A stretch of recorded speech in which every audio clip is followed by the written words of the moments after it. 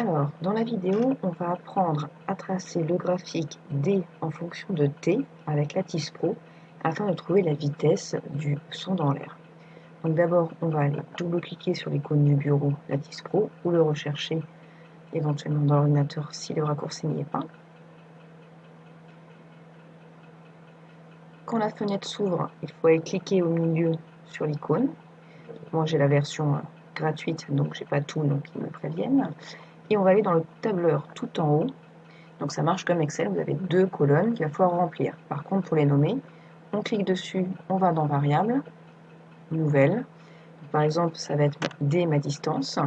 Et on peut aller choisir l'unité ici. Donc des mètres.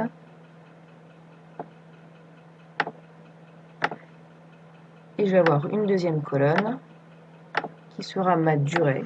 Donc je vais marquer durée, qui sera exprimée en secondes.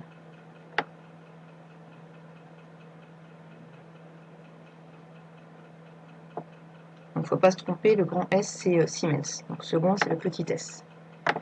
Et on va aller remplir les données expérimentales. Donc par exemple, si je prends une distance de 1, 2, 3, 4, 5 et 6 mètres, j'aurai une durée au début de 2,9 millisecondes, donc 2,9 E moins 3, donc une puissance de 10 avec Lattice Pro, ça se fait un grand E, donc grand E moins 3 pour 10 puissance moins 3.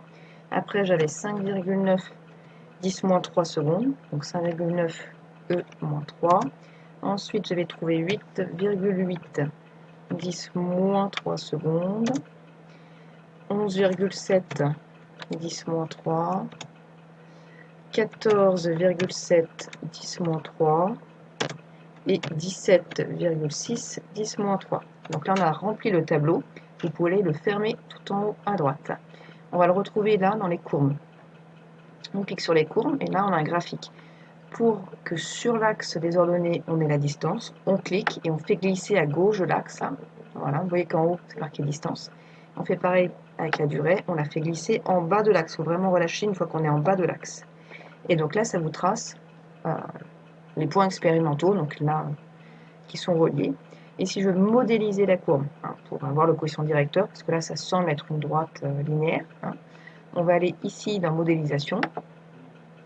Il vous demande de faire glisser la courbe. Donc là, ici, c'est apparu comme j'ai fait D était ici. La courbe que j'ai tracée, donc D en fonction de T. Je clique, je maintiens enfoncé et je la mets ici. Et on va aller choisir un modèle. Comme on a l'impression que c'est une droite linéaire, on clique sur linéaire. Si c'était affine, sur affine. Et on va aller voir à quoi ressemble le modèle. Donc, on le calcule. Donc on voit qu'il est du type D égale à A, coefficient directeur fois la durée. En faisant ça, on trouve un coefficient de corrélation égal à 1. Plus le R carré est proche de 1, plus les points sont alignés ou en fait il y a autant de points au-dessus ou en dessous de la droite. Donc c'est qu'on a quand même une bonne corrélation entre les points expérimentaux et le modèle mathématique.